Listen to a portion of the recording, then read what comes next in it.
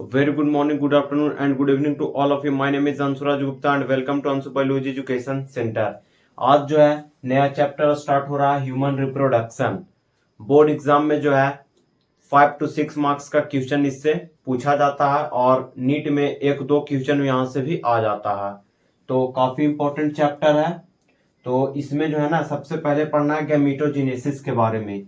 गैमीटोजेनेसिस यानी formation of gametes. Gametes बनता है उसी को कहते हैं गैमीटोजेनेसिस। मेल में बनता है उसको स्पर्मेटोजेनेसिस बोलते हैं और फीमेल में बनता है उसको oogenesis बोलते हैं। तो यहाँ पे जो है इसमें क्या हो रहा है, गैमीट का फॉर्मेशन हो रहा है। अब मेल में है मेल गैमीट और फीमेल में है फीमेल गैमीट। तो अब जो है मेल गैमीट फीमेल के पास आएगा तो यहाँ पे क्या हो रहा है, ट्रांसफर हो रहा है मेल गैमीट का। तो उसको जो है ना इंसेमिनेशन बोलते हैं। उसको क्या बोलते हैं, इंसेमिनेशन बोलते हैं। अब दोनों जो है काफी नजदीक पहुंच चुका है तो अब क्या होगा, फर्टिलाइजेशन होगा। दोनों फ्यूज करेगा, फर्टिलाइजेशन होगा। अब फर्टिलाइजेशन के बाद कुछ समय के बाद ब्लास्टोसिस्ट का फॉर्मेशन होगा, फॉर्मेशन ऑफ ब्लास्टोसिस्ट। अब जो है ब्लास्टोसिस्ट का फॉर्मेशन हुआ, उसके बाद ये जो है इम्बेड होगा यूट्रस में, जिसको इम्प्लांटेशन बोलते हैं। जिसको क्या बोलते हैं, इम्प्लांटेशन बोलते हैं। उसके बाद आफ्टर 9 मंथ के बाद जो है ये जो है ना गेस्टेशन पीरियड जो है यह 9 मंथ का होता है। तो 9 मंथ में ही जो है गैस्ट्रुलेशन होगा, न्यूरुलेशन होगा, ऑर्गेनोजेनेसिस होगा। गैस्ट्रुलेशन में फॉर्मेशन ऑफ जर्म लेयर होता है और न्यूरुलेशन में नर्वस सिस्टम का फॉर्मेशन होता है और ऑर्गेनोजेनेसिस यानी ऑर्गन का डेवलपमेंट होता है। ये सब जो है 9 मंथ में कंप्लीट हो जाता है। तो 9 मंथ के बाद होता है डिलीवरी, जिसको पार्चुरेशन बोलते हैं। और डिलीवरी हुआ तो अब उसको जो है नरिशमेंट भी चाहिए, प्रोजेनी को नरिशमेंट भी चाहिए। तो यहाँ पे ये लैक्टेशन हो गया, मिल्क का प्रोडक्शन होता है मेमरी ग्लैंड ऑफ फीमेल में और उसी से न्यूट्रिशन मिलता है। तो इसी को जो है हमें डिटेल में पढ़ना है इस चैप्टर में। तो चलिए सबसे पहला टॉपिक ले लेते हैं गैमीटोजेनेसिस। गैमीटोजेनेसिस यानी गैमीट का फॉर्मेशन हो रहा है, तो काफी डिटेल में जो है हम जानेंगे। गैमीटोजेनेसिस यानी फॉर्मेशन ऑफ गैमीट्स। तो सबसे पहले देखते हैं मेल में, तो गैमीट्स बनता कैसे है यही हमें समझना है। गैमीट बनता कैसे है उससे पहले हम लोग सबसे पहले समझते हैं मेल रिप्रोडक्टिव सिस्टम के बारे में। मेल रिप्रोडक्टिव सिस्टम, इसके बारे में सबसे पहले जान लेते हैं। मेल रिप्रोडक्टिव ऑर्गन के बारे में पहले जान लेते हैं। तो यहाँ पे ना ये दो तरह का होता है, एक होता है प्राइमरी ऑर्गन होता है और एक होता है सेकेंडरी। एक है प्राइमरी और एक है सेकेंडरी। फीमेल में भी इसी प्रकार से होगा, एक प्राइमरी और एक सेकेंडरी। प्राइमरी में जो है ना आता है टेस्टिस और सेकेंडरी में जो है ना टेस्टिस को छोड़कर जितने भी हैं सब सेकेंडरी में आता है, सेकेंडरी मेल ऑर्गन्स में आते हैं। तो इसमें जो है ये भी डिवाइड होगा 3 पार्ट में। पहला पार्ट एक्सटर्नल जेनिटेलिया। एक्सटर्नल यानी बाहर वाला पार्ट। एक्सटर्नल का मतलब ही होता है बाहर वाला पार्ट। तो एक्सटर्नल जेनिटेलिया, बाहर में जो है क्या है, बाहर में स्क्रोटम है और पेनिस है। ये दो जो है ये आउटसाइड में प्रेजेंट होता है, तो ये एक्सटर्नल जेनिटेलिया में आता है। उसके बाद एक आता है एसेसरी ग्लैंड। इसमें सिर्फ और सिर्फ ग्लैंड आएगा, जितना भी मेल रिप्रोडक्टिव ऑर्गन से रिलेटेड वाला ग्लैंड है सब इसमें आएगा। तो सबसे पहला यहां आएगा सेमिनल वेजिकल। सेमिनल वेजिकल, एक होगा प्रोस्ट्रेट ग्लैंड, ये सब ग्लैंड है। और एक है कॉपर, इसको बल्बो यूरेथ्रल ग्लैंड भी बोलते हैं, इसको बल्बो यूरेथ्रल ग्लैंड भी बोलते हैं। उसके बाद लास्ट यहां पे है डक्ट। इसमें एक लास्ट है एसेसरी डक्ट। इसमें डक्ट से रिलेटेड आएगा जैसे कि वैसा डिफरेंस, वैसा डिफरेंस और इपिडिडाइमिस, एपिडिडाइमिस एपिडिडाइमिस, और आ सकता है वैसा इफ्रेंटिया, वैसा इफ्रेंटिया, ये सब आ सकता है। वैसा डिफरेंस को स्पर्म डक्ट भी बोलते हैं। तो हमें जो है ना टेस्टिस के बारे में पढ़ना है, स्क्रोटम के बारे में पढ़ना है, पेनिस के बारे में पढ़ना है, सेमिनल वेसिकल, प्रोस्टेट ग्लैंड, ये सब के बारे में हमें भी पढ़ना है। तो इतना आप लोग नोट कर लीजिए। सबसे पहले चलते हैं प्राइमरी मेल सेक्स ऑर्गन की ओर। तो सबसे पहले हम कवर करते हैं टेस्टिस के बारे में कि टेस्टिस होता क्या है। तो इतना आप लोग पहले नोट कर लीजिए। यहां पे इजेकुलेटरी डक्ट छूट गया है, इजेकुलेटरी डक्ट, और एक यूरेथ्रा, ये जो है एक्सेसरी डक्ट है।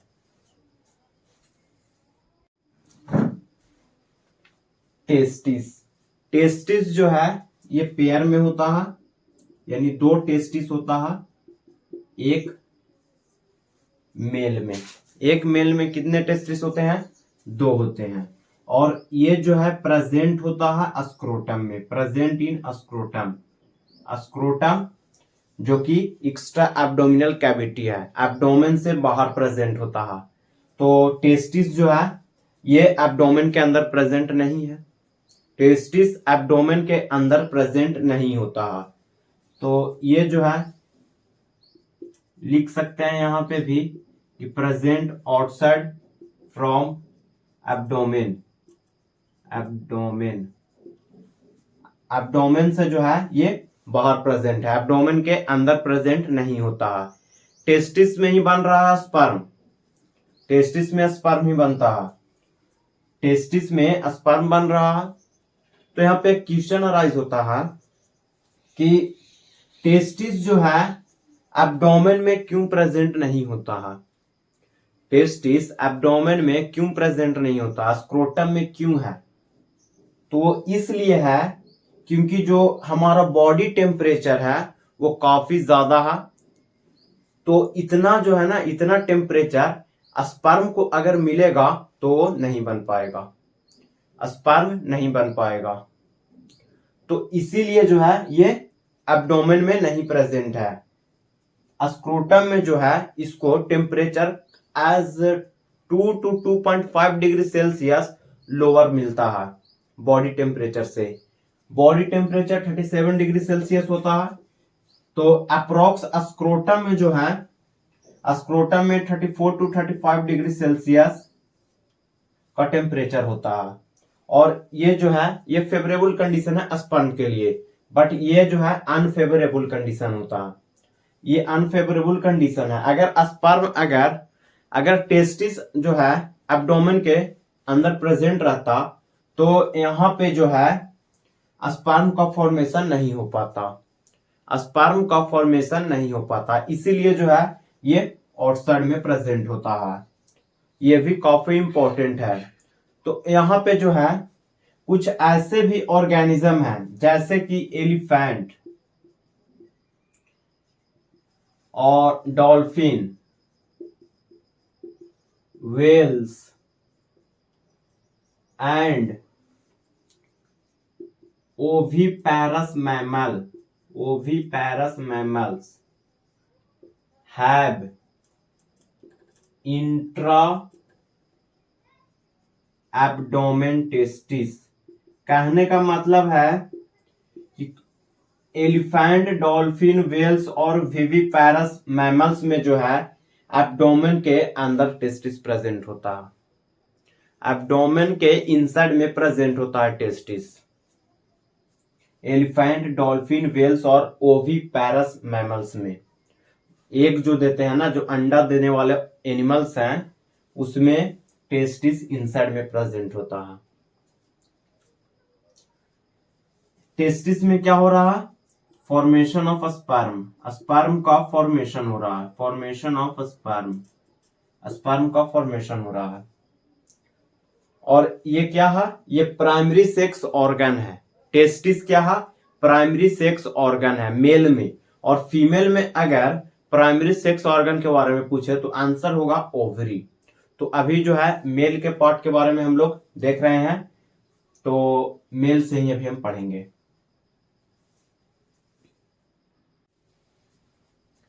टेस्टिस जो है स्क्रोटम में है, ये है स्क्रोटम, इसमें है टेस्टिस, इसमें क्या है टेस्टिस है।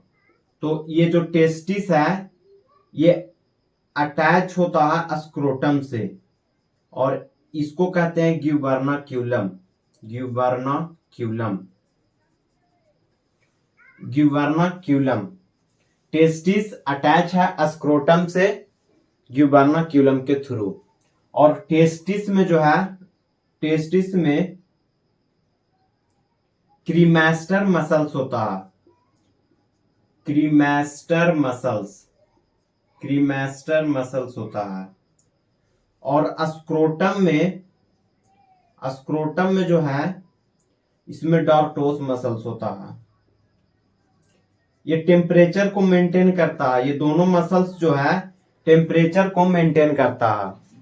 जैसे कि कोल्ड सीजन में, ठंड में जो है ये दोनों मसल्स जो है ये स्क्रोटम को बॉडी के नजदीक में पुश आउट करके रखता है, ताकि जो है कुछ हीट जो है इसे बॉडी वाला भी इसे मिलता रहे, और हीट लॉस को भी जो है डिक्रीज करके रखता है, क्योंकि कोल्ड सीजन में टेम्परेचर जो है काफी लो होता है, तो इसको जो है बॉडी के नजदीक में पुश आउट करके रखता है ताकि टेम्परेचर इसे मिलता रहे। तो आप लोग इतना नोट कर लीजिए।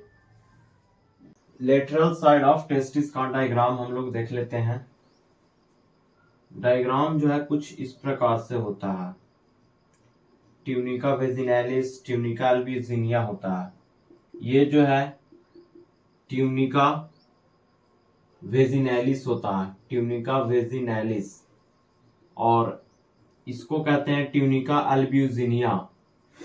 और ट्यूनिका अल्ब्यूजिनिया में जो है टेस्टिक्युलर लोब्यूल्स होता है और अप्रॉक्स 200 to 250 लोब्यूल्स होता है।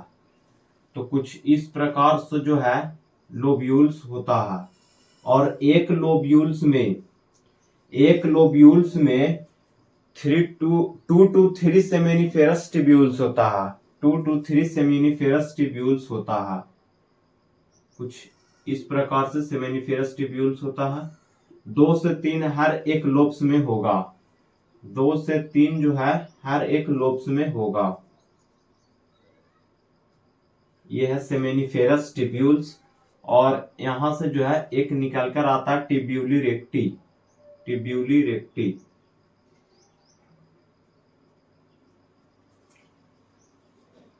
ये है टेस्टिक्युलर लोब्यूल्स, और ये है 200 से 250 होता है इन वन टेस्टिस। एक टेस्टिस में सिर्फ इतना लोब्यूल्स में डिवाइड होता है। और इसके अंदर जो है सेमिनिफेरस ट्यूब्यूल्स है, सेमिनिफेरस ट्यूब्यूल्स। और कितने हैं सेमिनिफेरस ट्यूब्यूल्स जो है कितने हैं 2 या 3 इन 1 लोब्स। एक लोब्स में 2 या 3 सेमिनिफेरस ट्यूब्यूल्स होते हैं। और इसमें जो है एक होता है ट्यूब्यूली रेक्टी। और ये सारे मिलकर जो है ना ये बनाता है रेटी टेस्टिस ये बनाता है। ये है रेटी टेस्टिस। और रेटी टेस्टिस से ही जो है वैसा इफ्रेंटिया निकलता है।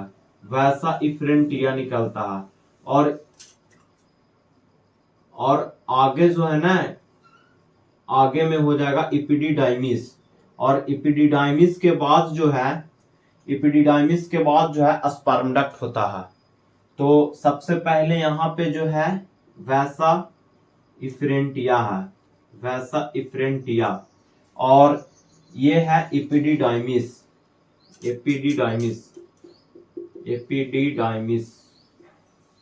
और एपिडिडाइमिस के बाद क्या आएगा? एपिडिडाइमिस के बाद जो है वैसा डिफरेंस आएगा, जिसको स्पर्म डक्ट भी बोलते हैं। तो ये है lateral side of testis. Total से कितने लोब्यूल्स बन रहे हैं? 200 से 250 लोब्यूल्स एक टेस्टिस में बनता है, और एक लोब्यूल्स में जो है 2 से 3 सेमेनिफेरस ट्यूब्यूल्स होता है, और यही जो है स्पर्म बनाता है। सेमेनिफेरस ट्यूब्यूल्स में ही जो है स्पर्म बनता है। सेमेनिफेरस ट्यूब्यूल्स में स्पर्म बनता है। तो आप लोग ये डायग्राम को जो है नोट कर लीजिए। तो टेस्टिस का पार्ट जो है वो समाप्त हो गया है। एक पॉइंट और वहां पे नोट कर लीजिएगा कि एक्चुअली टेस्टिस जो है एब्डोमेन के इनसाइड ही प्रेजेंट होता है, but after 7 month of pregnancy, 7 महीने के बाद जो है वो डिसेंट हो जाता है और स्क्रोटम में चला जाता है। कहाँ चला जाता है? स्क्रोटम में चला जाता है। एब्डोमेन के अंदर प्रेजेंट है, बट आफ्टर 7 मंथ, 7 महीने बाद जो है एब्डोमेन के बाहर चला जाता है।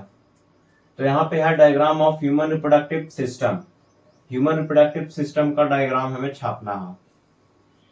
तो डायग्राम जो है इस प्रकार से है।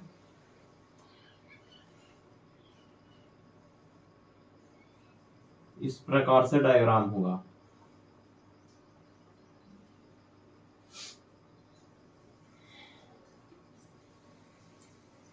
ये जो है ये टेस्टिस है,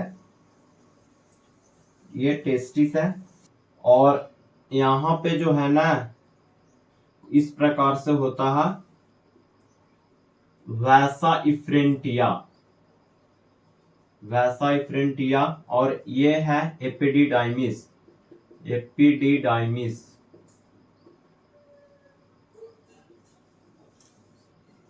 और ये जो है ये है स्क्रोटम, स्क्रोटम है ये। इस प्रकार से डायग्राम होता है।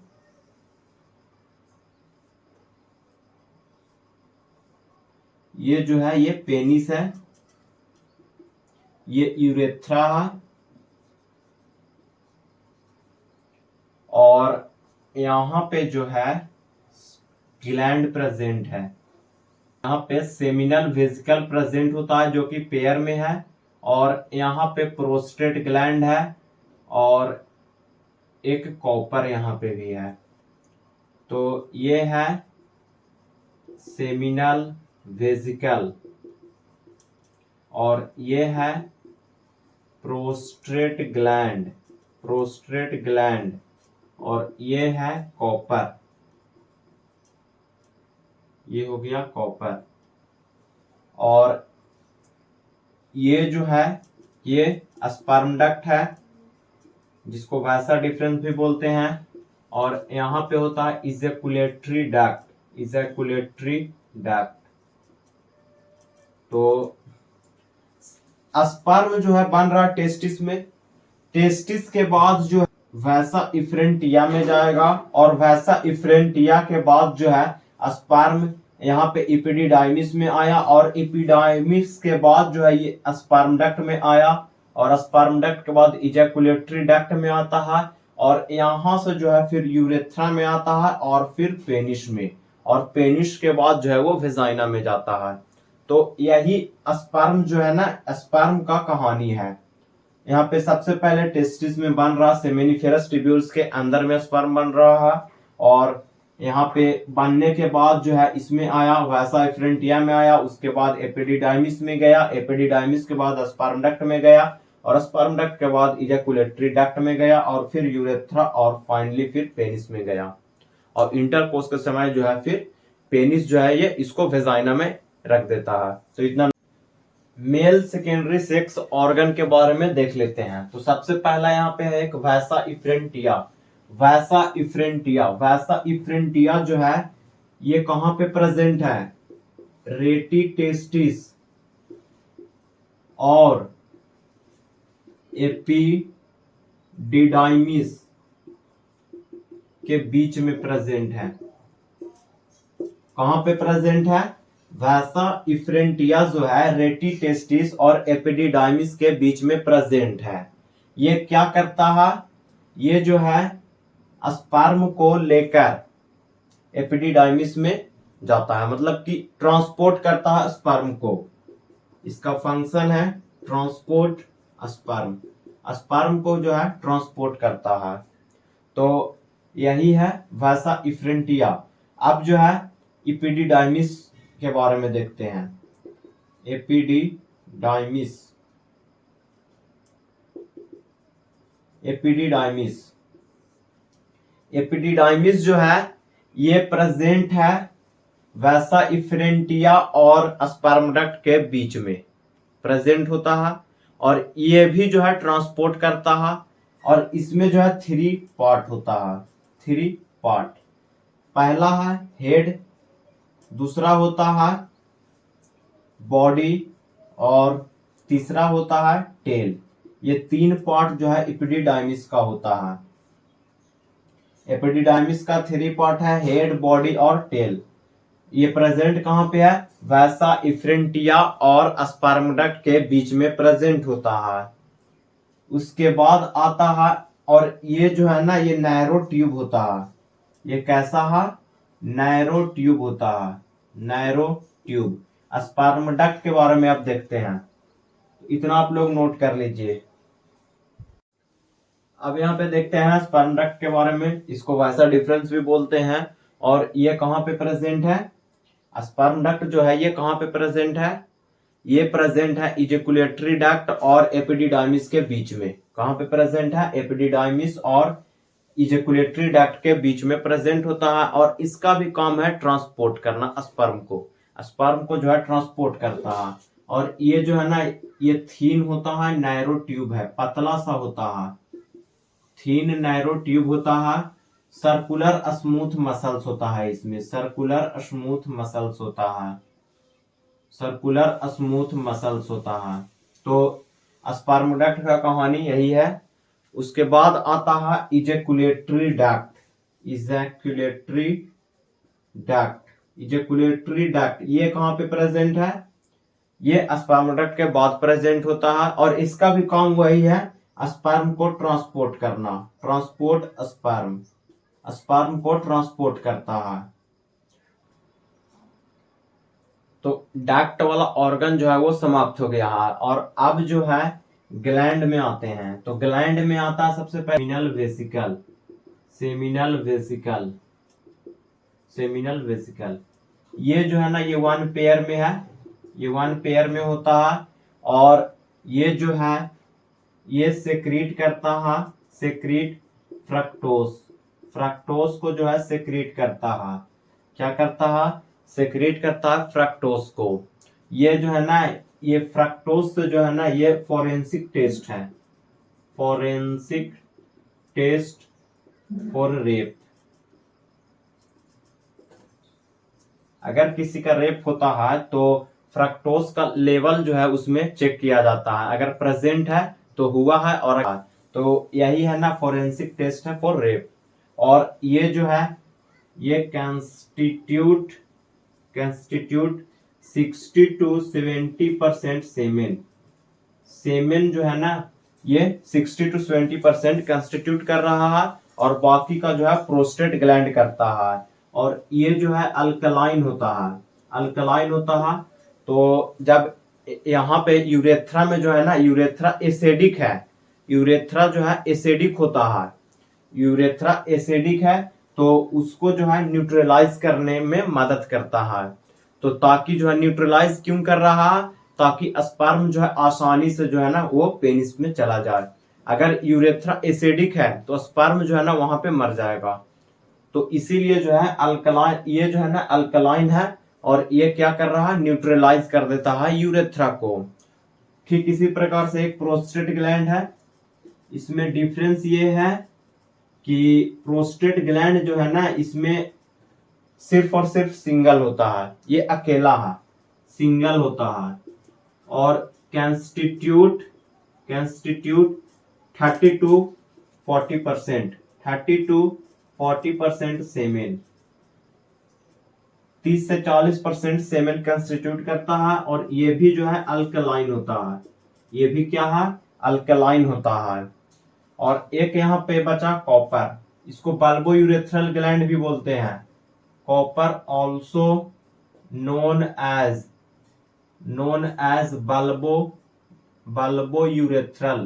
बल्बो यूरेथ्रल ग्लैंड, इसको बल्बो यूरेथ्रल ग्लैंड भी बोलते हैं। और ये भी अल्कलाइन होता है। ट्रांसपेरेंट लाइक सब्सटेंस होता है ये। प्रोस्टेट ग्लैंड भी ट्रांसपेरेंट लाइक सब्सटेंस ही होता है। अल्कलाइन है, ये भी जो है न्यूट्रलाइज करता है, न्यूट्रलाइज एसिडिटी ऑफ यूरेथ्रा, ये भी जो है न्यूट्रलाइज करता है। ये तीनों जो है न्यूट्रलाइज करने का काम करता है। तो अब जो है ग्लैंड का पोर्शन भी समाप्त हो गया है। अब बचा हुआ है एक्सटर्नल जेनिटेलिया। तो आप लोग इतना पहले नोट कर लीजिए। एक्सटर्नल जेनिटेलिया में आता है पेनिस। तो ये जो है ये होता है मस्क्यूलर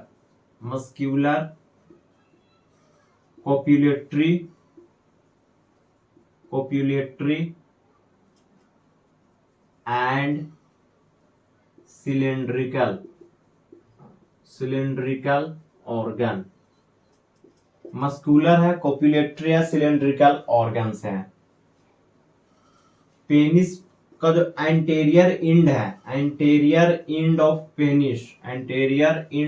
पेनिस इसको बोलते हैं ग्लान पेनिस। और ग्लान पेनिस के ऊपर स्किन होता है, उसको फोर स्किन बोलते हैं।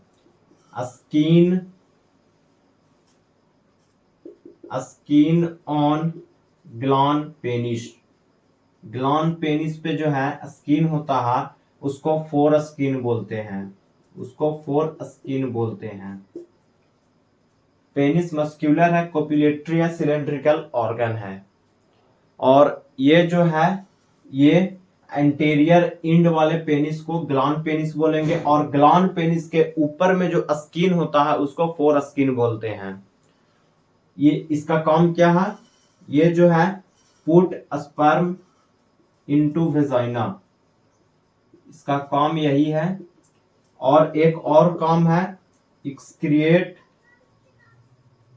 आउट ऑफ यूरिन को जो है बॉडी से बाहर निकालता है, पेनिस के थ्रू ही होता है। तो ये जो है पेनिस के बारे में है, आप लोग नोट कर लीजिए। मेल रिप्रोडक्टिव सिस्टम का पार्ट जो है वो समाप्त हो गया है। और अब हम लोग चलते हैं गैमीट्स बनाने की ओर।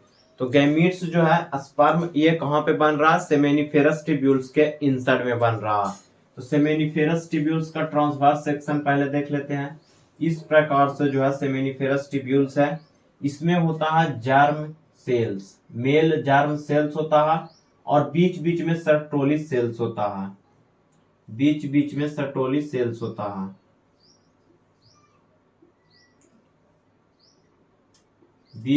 सर्टोली सेल्स है। ये जो है स्मॉल वाला जो है ना, ये मेल जर्म सेल है, और बड़ा वाला जो है ये है सर्टोली सेल्स। सभी में इसी प्रकार से होगा। और मेल जर्म सेल यही इसी को कहते हैं स्पर्मेटोगोनिया, ये आगे चलकर मेल गैमीट्स बनाएगा। और सर्टोली सेल्स जो है इसको नर्स सेल भी बोलते हैं, नर्स सेल। इसका काम है स्पर्म को न्यूट्रिशन प्रोवाइड करना। और स्पर्म जो है ना ये बनता है तो ये इम्बेडेड होता है सर्टोली सेल्स में इम्बेडेड होता है। और बीच बीच में जो है इंटरस्टिशियल पार्ट है, जिसमें लैडिक सेल्स प्रेजेंट होता है। ये है लैडिक सेल्स का काम क्या है? लैडिक सेल्स का काम है एंड्रोजन प्रोड्यूस करता है, टेस्टोस्टेरोन को प्रोड्यूस करना। और जो है ये जो है ना लैडिक सेल, ये स्टिमुलेट होता है बाय ल्यूटेनाइजिंग हार्मोन LH। और ये इंडोक्राइनल सेल्स है। लैडिक सेल्स इंडोक्राइनल सेल्स होता है, ये इंडोक्राइनल सेल्स होता है, एंड्रोजन प्रोड्यूस करता है, और ये जो है स्टिमुलेट होता है ल्यूटेनाइजिंग हार्मोन से।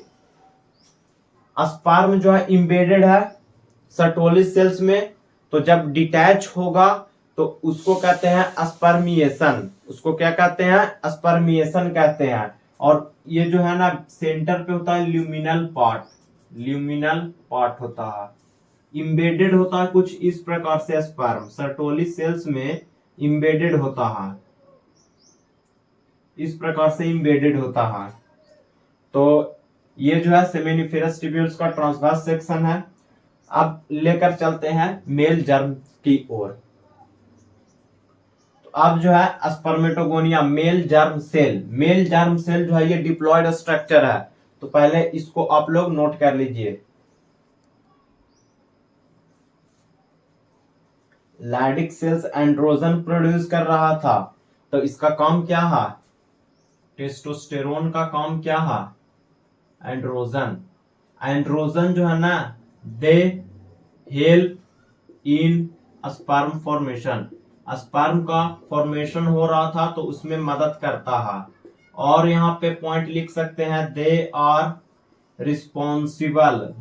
Responsible for libido. अब ये लिबिडो क्या चीज है? लिबिडो का मतलब होता है सेक्स डिजायर, सेक्स डिजायर होता है लिबिडो का मतलब। और यहाँ पे मेल सेकेंडरी कैरेक्टर जैसे कि मोस्टेज, ब्रीड, ये सब जो है इसमें मदद करता है। तो ये था एंड्रोजन का कहानी, आप लोग इतना नोट कर लीजिए। आज का जो मेन टॉपिक है वो स्पर्मेटोजेनेसिस प्रोसेस है, कि कैसे जो है स्पर्म का फॉर्मेशन होता है। तो यहाँ पे जो है मेल जर्म सेल का काम है।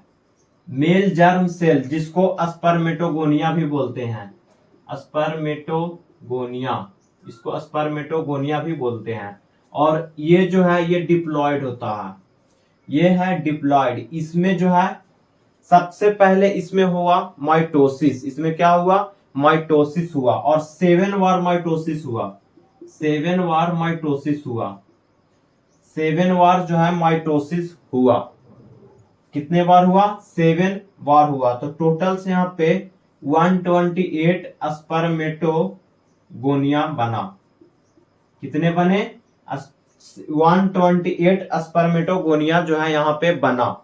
और यहाँ पे हो रहा था माइटोसिस, इसका मतलब ये भी जो है डिप्लॉयड है, ये भी क्या है? डिप्लॉयड होता है। 7 टाइम माइटोसिस हुआ तो टोटल से 128 स्पर्मेटोगोनिया बना। आप लोग काउंट भी कर सकते हैं। तो उसके बाद जो है 128 स्पर्मेटोगोनिया जो है इसमें पहले हुआ ग्रोथ, ग्रोथ किया। ग्रो करने के बाद जो है यहाँ पे बना प्राइमरी स्पर्मेटोसाइट्स। ग्रोथ होने के बाद क्या बना? प्राइमरी स्पर्मेटोसाइट्स बना, प्राइमरी स्पर्मेटोसाइट्स बना। ये भी डिप्लॉयड ही है, क्योंकि यहाँ पे अभी डिवीजन नहीं हुआ, सिर्फ ग्रोथ हुआ है। यहाँ पे जो है ना मल्टीप्लीकेशन किया, तो इसको मल्टीप्लीकेशन फेज भी बोलते हैं, मल्टीप्लीकेशन फेज, मल्टीप्लीकेशन फेज। और यहाँ पे जो है ग्रोथ हुआ तो इसको ग्रोथ फेज भी बोलते हैं, ग्रोथ फेज। तो अब जो है प्राइमरी स्पर्मेटोसाइट्स में जो है होता है मियोसिस। इसमें क्या हुआ? मियोसिस हुआ।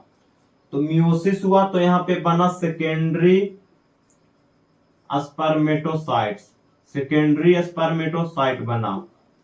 अब यहाँ पे मियोसिस हुआ, इसका मतलब यहाँ पे जो है डिक्रीज करेगा, यहाँ पे प्लॉइडी लेवल डिक्रीज करेगा। तो यहाँ पे 2n था, तो अब जो है यहाँ पे n हो गया, यहाँ पे n हो गया। अब सेकेंडरी स्पर्मेटोसाइट से जो है बनता है स्पर्माटिड, स्पर्माटिड बनता है। और स्पर्माटिड के बाद जो है स्पर्म बनता है। यही कहानी है, यही कहानी है। ये है मेल जर्म सेल, ठीक है। मेल जर्म सेल, इसमें हुआ 7 टाइम माइटोसिस, इसमें 7 टाइम जो है माइटोसिस हुआ। तो यहाँ पे टोटल 128 बना, 128 बना। और उसके बाद ये ग्रो किया, ग्रो करने के बाद जो है ना ये बनाया प्राइमरी स्पर्मेटोसाइट्स। अब इसमें हुआ मियोसिस। अब जब इसमें मियोसिस हुआ तो यहाँ पे 1 से बना 2 सेकेंडरी स्पर्मेटोसाइट्स। सेकेंडरी स्पर्मेटोसाइट्स कितने बने? 2 बने। एक प्राइमरी स्पर्मेटोसाइट से बन रहा, एक से बना 2। अब यहाँ पे ये जो है ना, यहाँ पे सेकेंडरी स्पर्मेटोसाइट्स के बाद जो है स्पर्माटिड बना, तो यहाँ पे एक से बनता है 2 स्पर्माटिड, एक से बना 2 स्पर्माटिड। अब एक स्पर्माटिड से बनता है एक स्पर्म, एक स्पर्माटिड से एक स्पर्म बनता है। तो टोटल यहाँ पे कितने स्पर्म बने? टोटल कितने स्पर्म बन रहे हैं? एक प्राइमरी स्पर्मेटोसाइट से जो है, एक प्राइमरी स्पर्मेटोसाइट से जो है 4 स्पर्म बना, 4 स्पर्म बना। तो टोटल 128 है, टोटल 128 है। तो यहाँ पे टोटल अगर 128 है तो 128 इंटू 4 करेंगे तो आ जाएगा 512 स्पर्म। यानी एक मेल जर्म सेल से, एक मेल जर्म सेल से कितने बन रहे हैं? एक मेल जर्म सेल से 512 स्पर्म बन रहा है। कितने बन रहे हैं? 512 स्पर्म बनता है। और ऐसे मेल जर्म सेल जो है काफी ज्यादा मात्रा में प्रेजेंट होता है, काफी ज्यादा मात्रा में प्रेजेंट होता है। तो यहाँ पे अगर क्वेश्चन पूछा जाए कि सेकेंडरी स्पर्मेटोसाइट से कितना स्पर्म बना, तो ये है सेकेंडरी स्पर्मेटोसाइट्स। यहां से ये एक से बन रहा है 2, एक से बना 2, तो एक सेकेंडरी स्पर्मेटोसाइट से जो है 2 बन रहा है। और एक स्पर्माटिड से, एक स्पर्माटिड से एक बन रहा है, एक स्पर्माटिड से एक बन रहा है, एक सेकेंडरी स्पर्मेटोसाइट से 2 बन रहा है, और एक प्राइमरी स्पर्मेटोसाइट से जो है 4 स्पर्म बनता है। तो यही है कहानी। तो आप लोग जो है इसको नोट कर लीजिए। एक मेल जर्म सेल से, एक मेल जर्म सेल से यहां पे कितने बन रहे हैं स्पर्म? 512 बन रहा है।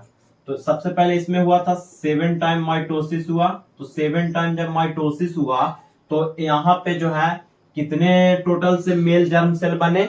यहां से जो है 128 मेल जर्म सेल बना, मेल जर्म सेल इतने बने। उसके बाद जो है इसमें हुआ ग्रोथ, इसमें क्या हुआ? ग्रोथ हुआ, और ग्रोथ होकर जो है यहाँ पे बना प्राइमरी स्पर्मेटोसाइट्स, प्राइमरी स्पर्मेटोसाइट्स। और ये जो है ये डिप्लॉयड स्ट्रक्चर है, ये भी डिप्लॉयड स्ट्रक्चर है।